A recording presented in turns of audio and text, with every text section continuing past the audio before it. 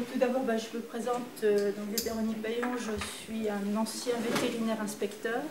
Donc j'ai inspecté justement l'hygiène dans pas mal d'établissements au cours de ma carrière. J'ai aussi enseigné en école hôtelière toujours l'hygiène alimentaire. Je suis restée toujours sur cette notion de sécurité sanitaire des aliments. Et puis maintenant, je suis passée sur le secteur privé de conseil et consultant dans le domaine. Donc je vais pouvoir vous parler de la réglementation, puisque devant la faire appliquer, je la connais bien, mais aussi de voir comment on peut évoluer pour arriver vers des normes volontaires, ce qui est peut-être plus mon domaine aujourd'hui. Alors pour ça, on va aborder en 3 temps tout d'abord quelques bases sur la réglementation. Donc je ne ferai pas tout le domaine parce que c'est bien long, mais les principaux textes qui nous ont amenés à ça, comment on fait les contrôles en France, avec le sens aussi d'aujourd'hui d'une transparence. Donc qu'est-ce qui se passe chez nos voisins et qu'est-ce qui va se passer chez nous, qu'est-ce que c'est en train de devenir et pourquoi justement on va arriver à ces notions-là. Alors le début du siècle a vu un grand changement au niveau de la réglementation, où on a le paquet hygiène qui est sorti. Alors ce paquet hygiène, qu'est-ce que c'est? C'est toute une série de textes réglementaires. Celui de base, le règlement 178 de 2002, le fout de l'eau, qui va vraiment être à la base et donne tout ce qui est rôle, responsabilité, et notamment sépare la responsabilité de l'exploitant et les responsabilités des services de contrôle. Ce qui vient que les textes qui arrivent derrière sont divisés sur ces 2 parties. Et dans le domaine de la restauration commerciale ou de tout ce qui est remise directe, les 2 textes qui sont les plus importants, pour l'exploitant, c'est le 852 de 2004, et puis pour les services de contrôle, le 882 de 2004. Mais l'évolution a commencé au début du siècle, elle continue. On va parler un petit peu aussi du règlement un peu plus récent, qui d'ailleurs pas complètement d'application encore actuellement, qui concerne l'information du consommateur.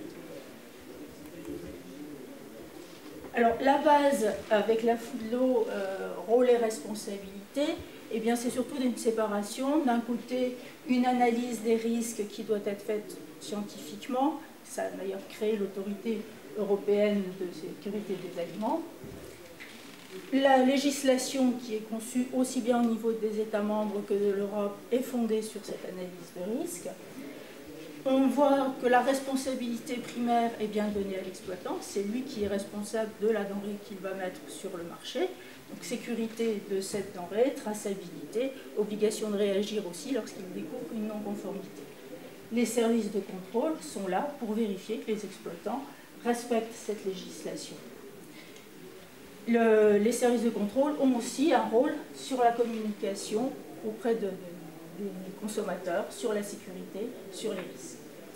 On a tout ça dans une approche intégrée de la chaîne alimentaire, donc tous ceux qui vont manipuler la denrée, mais aussi tous ceux qui se trouvent autour et ceux qui fabriquent du froid, qui ont aussi leur responsabilité à ce niveau. Le 852 donc s'adresse là à l'exploitant, avec un gros changement qu'on a observé, c'est d'arriver aujourd'hui à une obligation de résultat. On est passé de l'obligation de moyens qui était dans le temps à une obligation de résultat. On doit mettre sur le terrain des produits qui sont sains. Ça nécessite de mettre en place des procédures qui soient fondées sur une analyse de danger. C'est là où on va mettre en place la notion des principes HACCP, c'est pour faire cette analyse de danger. Ce texte va aussi favoriser la création de guides de bonnes pratiques d'hygiène, qui sont des guides qui vont aider les gens par secteur à trouver les moyens utiles pour pouvoir répondre à cette obligation de résultat. Ils sont d'utilisation facultative, on peut toujours trouver d'autres moyens. Dans ce texte, on trouve quand même quelques moyens qui sont imposés, des choses de base qui ont déjà fait leurs preuves, mais on retrouve régulièrement dans le texte, sauf si l'analyse des dangers a prouvé qu'une autre méthode était bonne. C'est-à-dire qu'aujourd'hui, on est quand même à permettre l'innovation. S'il y a des nouvelles choses qui permettent d'arriver au même résultat, eh bien c'est autorisé. On n'est pas bloqué par un texte imposant des moyens.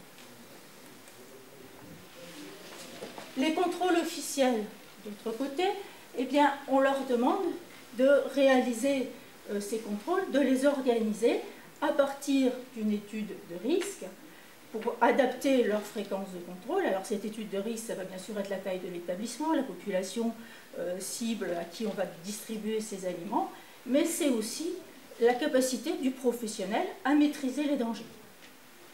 Et ça doit être pris en compte donc, dans la fréquence d'inspection.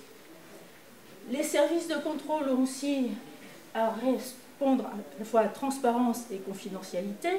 Donc, où avant, sous le terme confidentialité, les services de contrôle cachaient tout ce qu'ils faisaient, tout ce qui se passait. Aujourd'hui, on dit non, il doit y avoir une transparence. La façon dont vous faites les contrôles, on veut le savoir. Les risques que peuvent courir les consommateurs, il faut qu'ils soient au courant. Confidentialité, il en reste quand même. Tout ce qui est données personnelles, tout ce qui est secret de l'instruction, il est évident qu'on ne peut pas le déballer.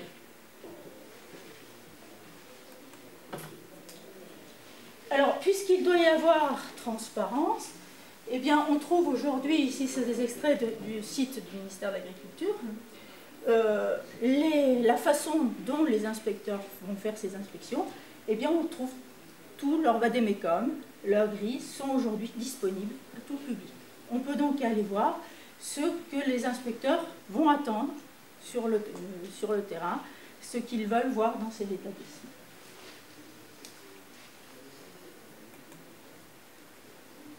Donc, la grille d'inspection qui va servir à faire le rapport d'inspection par la suite.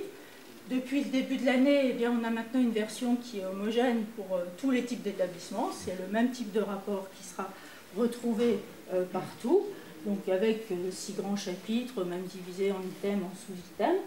Et ces différents éléments, ça va permettre qu'il y ait une harmonisation, c'est-à-dire que sur tout le pays, on rentre les mêmes rapports partout, ils sont organisés de la même façon. Et ce qu'on doit mettre dedans, eh bien, on va le retrouver au sein de ces vadémécums.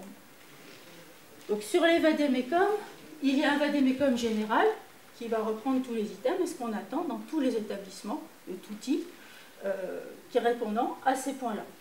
Bien sûr, par secteur, on ne va pas demander tout à fait la même chose à un restaurateur, à un abattoir.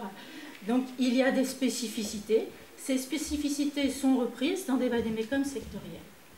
Mais ils sont conçus de la même façon, avec la même numérotation qui correspond à la même numérotation que la grille, et qui permet donc de travailler en parallèle. Et bien ici, voilà ce qu'il y a dans le vadémécum général, voilà ce qu'on va trouver dans le vadémécum sur la remise directe, les particularités qui y sont. Et donc on doit travailler systématiquement quand on est sur un secteur, avec le vadémécum sectoriel et le vadémécum général en même temps. Alors dans ce vadémécum, vous voyez qu'on y retrouve eh bien, à la fois la méthodologie, comment doit-on faire cette inspection, et puis aussi la situation attendue. Alors la situation attendue, ça peut être des éléments qui figurent dans la réglementation des choses qu'on a imposées, mais ça peut être aussi les moyens qu'on trouve classiquement sur le terrain, comment on devra réagir par rapport à ça, ce qui est bien, ce qu'il faudra qu'on vérifie, si on trouve telle ou telle chose. Donc, ce n'est pas pour les imposer aux gens, mais pour savoir comment l'inspecteur doit réagir face à ça, de façon à ce qu'il y ait un travail qui soit homogène sur l'ensemble du pays. Au sein de ce vadémécum, on retrouve également une aide à la notation, notamment pour les mauvaises notes, les notes C ou D, donc dès lors qu'il y a des non-conformités moyennes ou majeures, on va signaler dans quel cas on doit les placer, bien là aussi pour que les établissements soient tous mangés à la même sauce. Je dirais qu'il n'y ait pas de problème de concurrence lié à ces inspections. Je vous ai dit que la réglementation, eh bien, elle continuait à évoluer. Et en 2011 est sorti donc, un texte qui est l'information du consommateur. Information du consommateur qui concerne surtout les denrées préemballées, donc avec l'étiquetage, un étiquetage qui doit être lisible, avec des informations claires, facilement compréhensibles, qui n'induisent pas en erreur. On va retrouver des informations spécifiques, alors ça va des allergènes qu'on doit mettre sur les étiquetages depuis 2014, les caractéristiques nutritionnelles qu'on voit apparaître mais qui ne seront obligatoires qu'en fin de cette année, et puis les aspects de durabilité, date limite de consommation, date limite de durabilité minimale à consommer de préférence avant le. Donc qui font partie de ces choses qui sont obligatoires. Mais surtout, ce qu'on trouve dans ce règlement, c'est de dire, voilà, on va faire cette information au consommateur dans quel but, permettre au consommateur de choisir en toute connaissance de cause, d'utiliser les denrées en toute sécurité.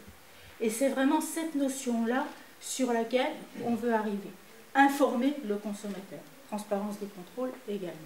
Alors comment ça s'exprime chez certains de nos voisins. Alors, comme je viens de la frontière belge, je vais commencer par nos voisins belges. En Belgique, deux systèmes se cohabitent. Vous avez d'une part l'inspection officielle qui est faite par l'AFSCA et qui va donner une note qui va apparaître sous cette forme de petit logo, savoir, ben, c'est plus ou moins bien. Et puis, on a un deuxième système qui est un système ici privé, le système du Smiley, qui est fait par des organismes de certification qui sont agréés à cette fin, donc qui vont vérifier que l'établissement fonctionne. Parce que vous voyez, quand on fait l'inspection, ben on va arriver, il n'y a pas eu d'inspection récente, ça ne s'est pas fait dans les délais. Et afficher ça sur l'établissement, ben ça serait dire, tiens, je n'ai pas été inspecté, donc c'est peut-être pas bien. Donc il a une sorte de possibilité pour toutes leurs activités, alors c'est pas uniquement pour la restauration, hein, pour tout ce qui est B2C, ça fonctionne. Et donc les personnes peuvent faire appel à cet organisme de certification agréé. Et s'ils ont obtenu le Smiley, ils passent d'office dans le cadre de l'AFSCA avec cette notation excellent. Alors le Smiley se présente comment? Il se présente sous forme d'un autocollant qui va être donné par l'organisme de certification, qui est destiné à être fixé à un endroit bien visible de l'établissement, généralement sur la devanture, avec un numéro d'identification unique pour dire que c'est bien cet établissement-là. Et il est valable pendant 3 ans. Il est valable pendant 3 ans, mais pendant 3 ans, il peut être retiré aussi bien par l'organisme de certification s'il repasse, mais aussi si l'AFSCA passe et estime qu'on n'est pas sur un niveau excellent, il va retirer le Smiley. Et toutes ces données, eh bien, on va aussi les trouver sur le web, où on peut très bien, en donnant, voilà, telle commune, telle adresse, telle rue, qu'est-ce qu'il y a comme établissement, ou quels sont les établissements de cette commune qui ont un Smiley, et on va retrouver ça, donc avec le résultat, quand est-ce que ça a été inspecté, quel est le résultat, et s'il y avait un Smiley, parce que là il n'en a pas puisqu'il n'est pas à ce niveau-là, eh bien ça figure également. Donc on peut avoir l'information avant de se rendre sur cet établissement. Concernant les Danois, eux aussi ont un système d'affichage, mais eux, ils affichent carrément le rapport d'inspection. Tout le rapport d'inspection doit être affiché sur l'établissement. Donc on sait exactement ce qui a été inspecté, avec le détail de ce qui a été vu. Le niveau eh bien, apparaît en fonction de petits dessins.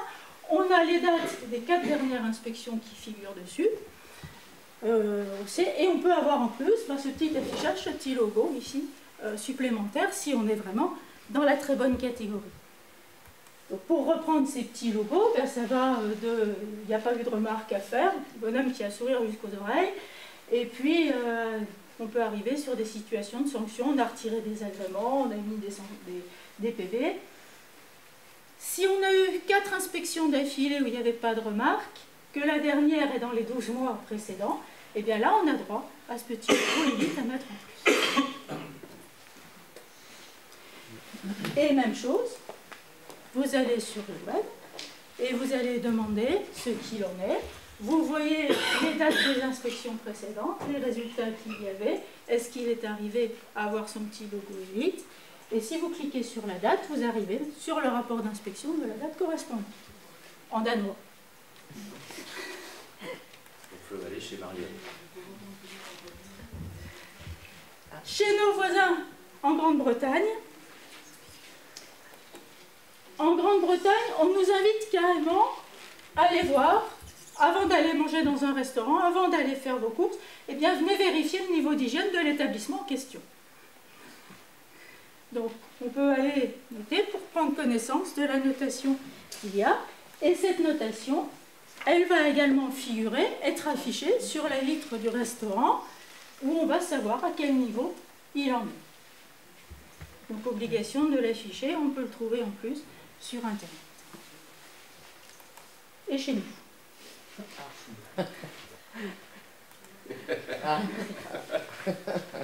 Quelle transparence. Alors, chez nous, eh bien, on arrive quand même à cette notion de transparence. Ça figure d'ailleurs dans le Code rural, où depuis 2014, il est marqué que maintenant, les résultats des contrôles vont devoir être affichés à partir du 1er janvier 2016.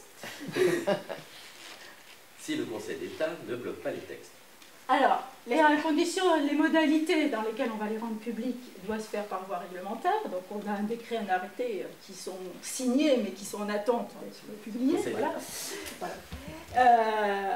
Donc, qui va arriver sur le site du ministère de l'Agriculture. On nous dit d'ailleurs qu'à partir du 1er juillet 2016, donc à partir de demain, ça y est, c'est en route. Hein. C'est applicable. Non, mais le Code rural disait aussi, pour mettre au point ces textes, on peut faire une première expérimentation qui a effectivement eu lieu en 2015 sur les villes de Paris et d'Avignon. Les établissements qui avaient droit à cette expérimentation se voyaient remettre un petit autocollant avec un flashcode qui permettait, en flashant ceci, eh bien, d'arriver sur le site du ministère de l'Agriculture et de trouver la liste des restaurants. Alors, les restaurants figuraient sur le plan, j'ai agrandi un petit coin. Alors, la carte, elle est un petit peu ancienne parce que le principe de c'est que c'était affiché pendant 3 mois concernant la ville de Paris, pendant 1 an pour la ville d'Avignon. Donc, si vous y allez maintenant, vous ne verrez plus que des données sur Avignon, sur le dernier trimestre, donc qui nous donne à quel niveau d'hygiène on était tel ou tel restaurant. Donc on pouvait retrouver ces données-là avec précision. Donc ça devrait être généralisé à partir de là. Alors ces textes réglementaires qui sont en cours et qui doivent apparaître, eh bien, devraient nous rapprocher un petit peu du système anglais, à savoir, vous pouvez aller sur le site voir le niveau d'hygiène avec un petit logo qui va vous dire à quel niveau c'est. Alors, ça sera peut-être pas une note sur 6, mais sur 4, peu importe le type de notation qu'il y aura. On aura donc le niveau d'hygiène dessus. Et puis, ce niveau d'hygiène devra lui aussi être affiché sur la devanture de l'établissement. Alors, pourquoi est-ce qu'on arrive à une norme, puisqu'on va se mettre à faire une transparence des contrôles? Eh bien, parce que les consommateurs sont déjà conscients que c'est un petit peu rare au niveau d'inspection, et effectivement, quand il va y avoir un établissement qui va avoir été inspecté, dont on va savoir, parce que ça sera affiché devant ce qu'il en est, que ça sera présent sur le site web, et puis que son voisin, il n'a rien du tout, il va y avoir un problème de concurrence. Donc il faut aussi qu'il puisse, lui, montrer qu'il est capable de faire quelque chose correctement. Le consommateur, on le voit, est demandeur. Le touriste, qui va avoir rencontré ça dans d'autres pays, va vouloir attendre la même chose en France. Alors, les normes, quelle place elles peuvent prendre? Eh bien, c'est déjà prévu dans les textes européens. Quand on prend le règlement 178, il nous dit que les normes internationales sont prises en considération dans la législation alimentaire. La communauté et les États membres contribuent à l'élaboration des normes qui ont rapport avec le domaine alimentaire. Et puis quand on compare un petit peu sur les textes, on nous dit que les citoyens sont consultés lors de l'élaboration et la révision des textes. Alors, les citoyens, c'est plutôt les groupes de consommateurs que le consommateur lambda, bien sûr. Mais on retrouve la même chose sur les normes. On nous dit ici, eh bien, ça doit être élaboré de manière consensuelle par toutes les parties concernées. Donc, on a deux choses qui ne sont pas antinomiques. Ça peut très bien coexister.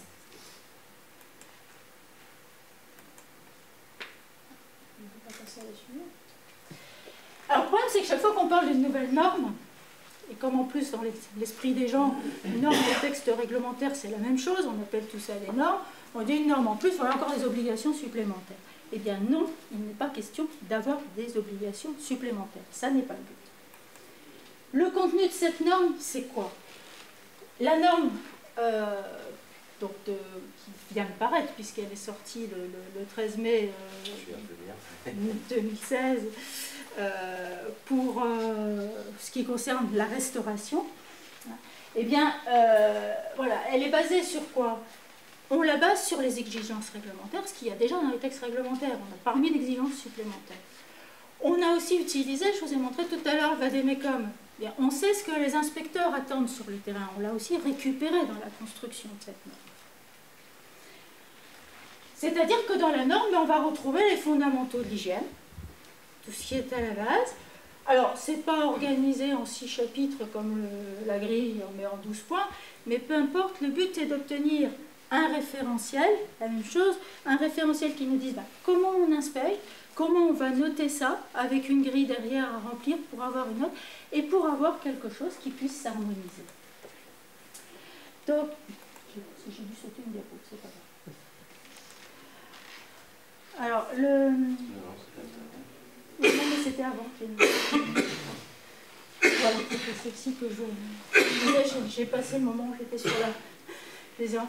Donc, avec tous les établissements qui vont être concernés par cette norme, et le but est de se dire, voilà, on va avoir possibilité, grâce à ce référentiel, grâce à cette grille, d'avoir une évaluation, cette fois-ci par organisme privé, avec quelque chose qui va pouvoir être homogène, et qui dit quelque chose d'homogène, et bien dit quelque chose qui pourra être reconnu par l'administration, qui réfléchit aussi à ça, parallèlement à cette transparence, de façon justement à éviter cette distorsion de concurrence, c'est-à-dire qu'on va un petit peu passer sur le système belge, ce fameux smiley qui disait, ben voilà, si vous avez le smiley, vous êtes considéré comme étant au top, au niveau de la réglementation. Et ça évitera d'avoir pas inspecté sur ces vitres.